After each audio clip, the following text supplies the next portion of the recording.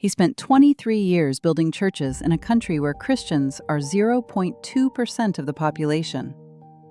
One morning, he walked into a government office to apply for residency. He never walked out. The charges? Espionage, coup conspiracy, terrorism, and one more, distributing the Bible. This is a true story. Inside that prison, he lost 50 pounds. He lost his health. And he made one confession that changed everything. I never actually loved God. I only loved what God gave me. Here's what happened next. This channel exists to tell stories the world forgot. Stories of people who held on to God when God felt silent.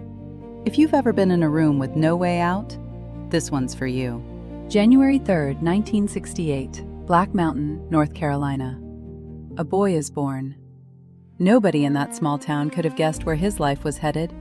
He grew up ordinary, studied theology at Wheaton College in Illinois, and somewhere in those years, one question took hold of him. Where does God need people most? The answer that came back was Turkey, a nation of 80 million people, where Christians make up just 0.2%. In 1993, he packed 2 suitcases, took his wife Noreen, and got on a plane. Izmir, ancient Smyrna, one of the 7 churches of Revelation. The apostles walked this ground, but 2,000 years later, there was no church left. That was the place he chose. He founded the Izmir Resurrection Church. 1 person, then 2, then a small congregation gathering week after week in a country that had nearly forgotten Christianity existed. 23 years passed. Then, on July 15, 2016, a military coup attempt shook Turkey. Overnight, the country changed. And in the chaos that followed, someone wrote his name on a list. October 7, 2016. He walks into the immigration office to apply for permanent residency, a routine appointment he had made weeks earlier. He is detained on the spot. That night, his wife Noreen is taken in as well. 13 days later, Noreen is released. He is not. He is alone now, in a cell with hundreds of other men, in a country that has just labeled him a terrorist. He prayed. The prayers came back empty. The God he had served for decades felt completely silent. He later described it as the worst part. Not the cell, not the guards, not the charges. The silence. The prosecution asked for 35 years. That number traveled around the world inside a single news cycle. 35 years. For a pastor who handed out Bibles. He lost 50 pounds. His immune system collapsed. But he later said the physical breakdown was almost secondary. The real war was happening somewhere much deeper. Noreen showed up at the prison gates every single day. Every single day, they turned her away. She didn't stop. She started writing, calling, contacting anyone who would listen. The U.S. Congress moved. Vice President Pence spoke publicly. President Trump applied direct pressure on Turkey. Sanctions were placed on Turkish officials. Turkey didn't move. 1 year passed, then 2. Quick pause. Has there ever been a season in your life when God felt completely absent? When you prayed and heard nothing back? Drop it in the comments, even just one word. I read every single one. Alone in that cell, he started to look inward. And what he found shook him more than any charge the court had filed. He realized he didn't actually love God. He loved what God provided. Peace, family, purpose. When those were gone, so was everything he thought his faith was built on. That confession became the turning point. Not the release date, not the diplomatic pressure, not a miracle in the night. The turning point was the moment he stopped wanting God's gifts and started wanting God himself. One verse held him together. Romans 8:18.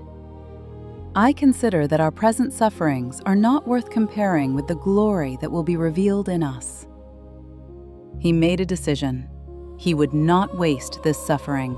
He began sharing the gospel inside the prison, quietly, carefully, with Muslim men who had come from across the Islamic world. In a Turkish prison, in whispers, he preached. He would not stop. The trial continued. Secret witnesses, anonymous testimony. He couldn't even hear the full case being made against him. But something had shifted inside him that no courtroom could touch. July 25, 2018. A partial verdict, house arrest. The 35-year sentence was not handed down. His passport was confiscated. He still couldn't leave Turkey. But that evening, Noreen asked him something. "You didn't break. How?" He said, "I did break. I just held on to God." October 12, 2018, Izmir Courthouse. The judge reads the final verdict. Time served. Release granted. 735 days after he walked through that immigration door, he walked out. That night, he boarded a plane back to the United States.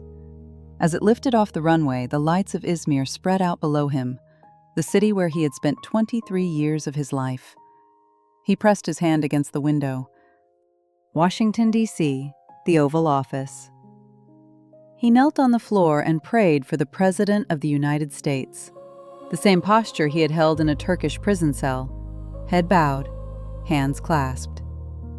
The whole world watched. He wrote a book, God's Hostage.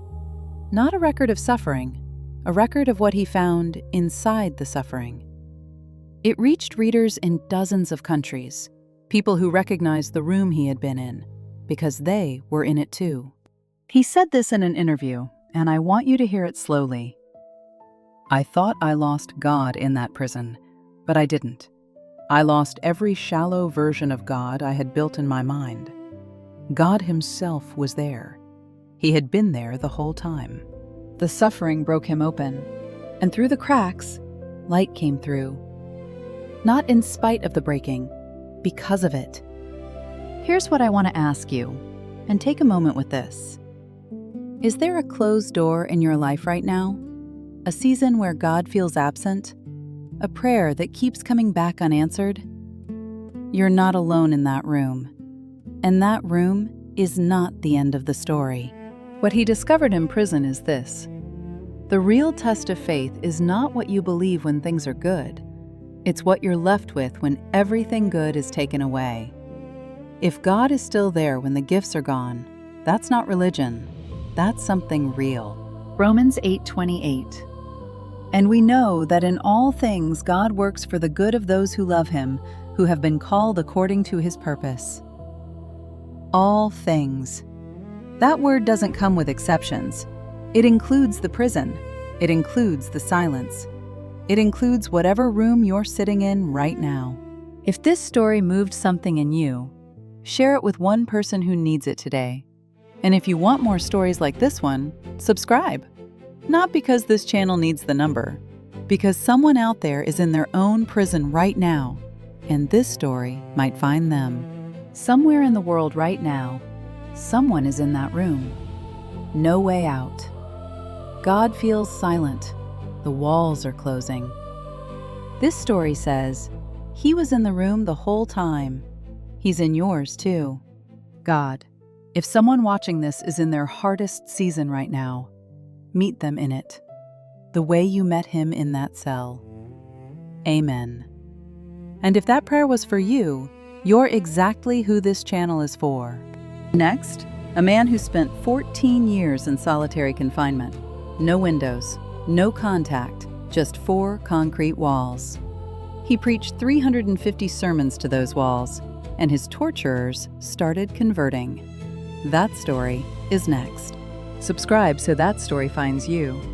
And leave one word in the comments, just one, that describes the room you've been in.